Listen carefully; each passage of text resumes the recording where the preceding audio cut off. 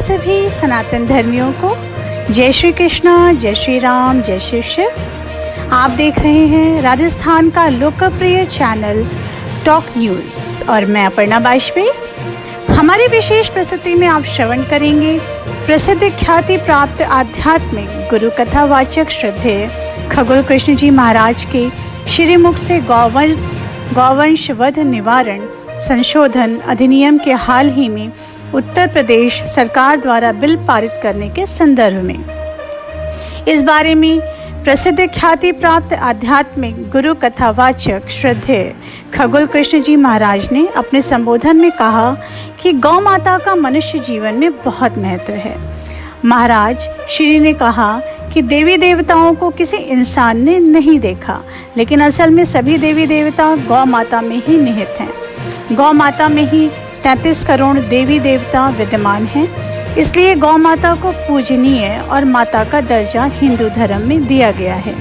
भगवान कृष्ण ने भी गौ सेवा में अपना जीवन बिताया और गोपाल के नाम से जग प्रसिद्ध हुए। केवल शास्त्र और उपनिषद ही नहीं बल्कि विज्ञान ने भी गाय के चमत्कार को माना है। परिणाम स्वरूप गौमूत्र में वो औषधीय गुण हैं जो कई व्याधियों को दूर करने में सहायक सिद्ध हुए हैं। गौ दुग्ध में कुपोषण को दूर करने में बहुत ही लाभदायी रहा है। ऐसी हमारी संस्कृति की पहचान गौ माता का कुछ जन वध करने का घोर अपराध करते हैं। इसके लिए उत्तर प्रदेश सरकार की तरह पूरे राष्ट्र भर में भी कड़ा कानून बनकर गौ हत्या पर अंकुश लगे, ताकि भारत देश का बच्चा बच्चा गौ माता का सम्मान करे। आइए श्रवण करते हैं प्रसिद्ध ख्याति प्राप्त आध्यात्मिक गुरु कथा वाचक श्रद्धेय खगोल कृष्ण जी महाराज की वाणी से गौ माता की महत्ता का वर्णन। धन्यवाद।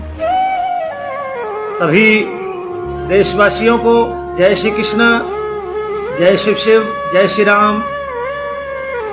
और आप सभी वैष्णवों को मैं ये परिचर्चा करने से पहले शुभकामना देना चाहता हूं कि हमारे देश की संस्कृति के प्रतीक हमारी गौ माता का पुनः इस देश में सम्मान प्राप्त होने की एक मुहिम चल उठी है। और उसी मुहिम में एक कड़ी और जुड़ी है। परसों ही हमारे उत्तर प्रदेश के यशस्वी मुख्यमंत्री योगी आदित्यनाथ जी ने कैबिनेट से एक फैसला जनता के लिए प्रस्तुत किया है। गौवंश वध निवारण संशोधन अधिनियम को कैबिनेट ने मंजूरी दे दी और उस बिल में 10 साल की कैद और 5 लाख का जुर्माना, और जो गाड़ी जिसकी पकड़ी जाएगी वह भी उसमें सह अभियुक्त मानती हुई उसके खिलाफ भी कड़ी से कड़ी कानून की धारा लग करके सख्ती बरती जाएगी। हमारे देश में जैसा कि हम सभी सनातन धर्मी जानते हैं कि हमारी गौ माता, जो कि हमारे आराध्य भगवान श्री कृष्ण और बलदाऊ भैया जो कि ब्रजराज जिन्हें हम कहते हैं, वे अपने पिताश्री नंद बाबा की गायों को लेकर के ब्रज में रमण करते थे। वैष्णवों ने उन्हें गोपाल कहा, मदन गोपाल कहा। और गौचरण लीला हमारे मूर्धन्य मनीषी आदरणीय धर्म गुरु, आध्यात्मिक गुरु, भागवत भक्तागण सभी आप सभी को बताते हैं कि गौचरण लीला भगवान ने करके हम सभी को ये संदेश दिया था कि हम सभी को गाय माता की पूजा करनी चाहिए। और गौ माता का इतना महत्व है कि उनके मूत्र को भी एक औषधि का रूप दिया। और आयुर्विज्ञान में भी ये स्पष्ट उल्लिखित है और पूरे विश्व ने माना कि हमारी गौ माता के मूत्र से बहुत सारी व्याधियों को मिटाने के लिए औषधि का प्रयोग होता है। और हमारे भारत में तो ये शुरू से प्रचलन था कि गौ माता, जिस घर में गौ माता हो उस घर में देवता निवास करते हैं। अब चूंकि कंप्यूटर का युग है, थोड़ा सा भारत शहरीकरण की ओर प्रशस्त हो गया। हर 50-50, 100 किलोमीटर पर शहर बन गए। शहरों में तमाम तरह की नई प्रॉपर्टी बदली, संसाधन बदले, तो वो गांव भी कस्बे के रूप में बने और वो कस्बे नगर के रूप में बने और कुछ नगर महानगर बने। तो बहुत घरों से हमारी गौ माता को रखरखाव का मामला कम हो गया। अन्यथा पहले हर घर में हमारी गौ माता का पालन होता था और गौ माता का रखरखाव एक परिवार की तरह होता था। जिस प्रकार एक परिवार के व्यक्ति की देखरेख की जाती है कि भैया उनको खाना दिया है कि नहीं दिया, उनको पानी दिया है कि नहीं दिया, उसी प्रकार हमारी गौ माता को पूरी तरह संरक्षण देते हुए, उसको पूज्य मानते हुए हमारे घरों में बड़ी एक पर्जन से भी ज्यादा पूजा होती आई है और आज भी हो रही है। मैं आप तमाम महानगरों में जाता हूं तो मैंने कई दृश्य ऐसे देखे कि बड़ी बड़ी आलीशान कोठी है, लेकिन मुझे ये आइडिया नहीं लग सकता कि वहां हमारी गौ माता का भी पालन हो रहा है। लेकिन कई जगह मैंने, छोटी काशी जिसे कहते हैं, जयपुर में भी एक अग्रवाल जी थे, उनके मकान में मैं प्रवेश किया, उन्होंने मुझे बुलाया था। बड़ी आलीशान कोठी उनकी बाहर से नजर आ रही थी, एक पौष इलाके में, यहाँ के मालवीय नगर की घटना है। और मुझे ये दूर से देखने से आइडिया लगता था कि यहाँ बड़ी बड़ी लग्जरी गाड़ियां खड़ी होंगी, लेकिन वारे वो गौ भक्त, उन्होंने अपने घर पर भगवा ध्वज लगाते हुए, और जैसे ही गेट खुला, ऐसा नहीं कि उन्होंने कहीं पीछे गैराज की तरफ हमारी गौ माता का पालन कर रहे हो या गौ माता को वहां पर पूरा उनकी गौशाला बना रखी हो। अपनी कोठी के बगल में ही, मुख्य द्वार के बगल में ही गौ माता और बछड़ा दोनों बंधे हुए एक पशुपालक उनको चारा खिला रहा था। यह दृश्य देख करके मेरे मन को बड़ा सुकून महसूस हुआ, अंदर से आंतरिक प्रसन्नता हुई कि आज भी हमारे देश में हमारी गौ माता को विशेष दर्जा प्राप्त है।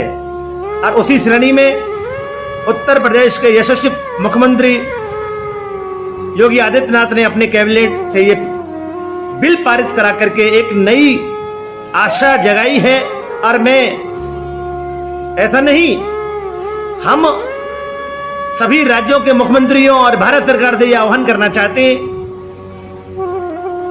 कि जल्दी से जल्दी हर राज्य में गौवंश वध निवारण अधिनियम सख्ती से पारित हो, जिस प्रकार उत्तर प्रदेश में हुआ है। और हम उस सभी सरकार का धन्यवाद ज्ञापित करेंगे जो गौवंश वध निवारण अधिनियम को पारित करेंगे। हमारा किसी पार्टी से, हमारा किसी पंथ से, हमारा किसी राजनीतिक दल से कोई तरफदारी नहीं, ना हम किसी के विरोध में हैं, ना हम किसी के पक्ष में हैं। हम जो हमारी गौ माता के संरक्षण की पहल करेगा वो हमारा है। और मैं आप सभी वैष्णवों को अपने सम्मुख सानिध्य में लेते हुए कहना चाहता हूं कि जो गौ माता का वध करेगा वो सच्चा भारतीय कहलाने लायक का अधिकारी नहीं है। चाहे वो किसी भी जात धर्म का हो, अगर जो गौ माता की हत्या करेगा, गौ माता का वध करने का प्रयास करेगा, वो कहीं कोई भी हो, वो बख्शा नहीं जाएगा। और अब तो सरकार ने स्वयं ही ऐसा बिल बना दिया, क्योंकि हम पहले तमाम उदाहरण हमारे सामने हैं। हमको कोई गांव से फोन आता था किसी साधु महात्मा का कि भैया यहाँ से गाय जा रही हैं, एक मेटाडोर में कुछ लोग गाय ले जा रहे हैं, हम उनको पकड़वाते थे और थाने ले जाते थे। तो थाने में थाना अध्यक्ष जी जब उनसे कहते थे कि FIR दर्ज करके इनके खिलाफ कार्रवाई त्वरित रूप से की जाए, तो वह आश्वासन देते थे। हमें फिर जिला स्तर पर, जिला पर बैठे अधिकारियों, ऊपर राज्य पर बैठे मंत्रियों, उनसे कहलवा करके कार्रवाई करानी पड़ती थी। लेकिन आज उत्तर प्रदेश की सरकार ने एक बढ़िया कदम उठाया, इसमें किसी की कहने की जरूरत नहीं, स्वयं पुलिस प्रशासन को कार्रवाई करनी पड़ेगी। ऐसे ही हरियाणा, गुजरात और कई राज्यों में भी ये बिल पारित हुआ है। मैं सभी राज्यों के मुख्यमंत्रियों से भी कहना चाहता हूं कि अपने यहां भी बिल पारित हो और भारत सरकार लोकसभा और राज्यसभा से समर्थन लेते हुए बिल पारित कराए, क्योंकि हमारे देश की संस्कृति में हमारी गौ माता का भी अहम हिस्सा है। जिस प्रकार राष्ट्रीय पक्षी मोरों को मारा जा रहा है, बाघों को मारा जा रहा है, ऐसे ही हमारी गौ माता हैं।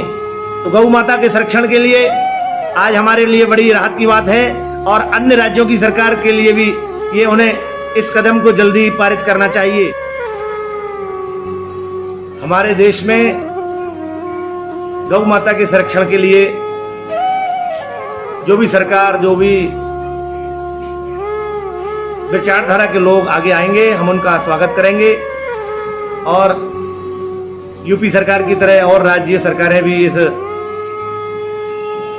कानून को पारित कराएं और भारत सरकार भी पारित कराए, ताकि गौ माता के संरक्षण की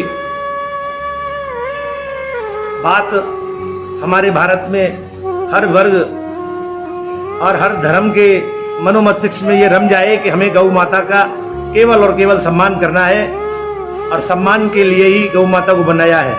और वो तभी होगा जब अन्य राज्यों की सरकारें भी गौवंश वध निवारण अधिनियम को पारित करें और भारत सरकार भी पूरी सख्ती से पारित करें, तभी हमारे इस विश्व गुरु भारत में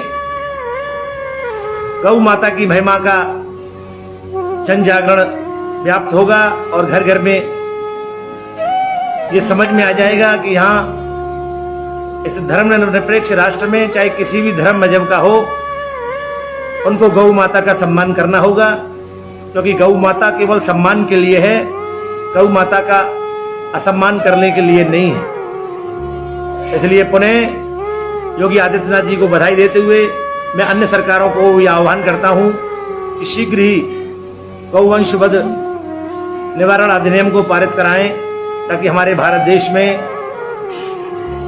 125 करोड़ के इस भारत देश में हर बच्चे की समझ में आ जाए कि गौ माता का सम्मान करना ही हमारा कर्तव्य है।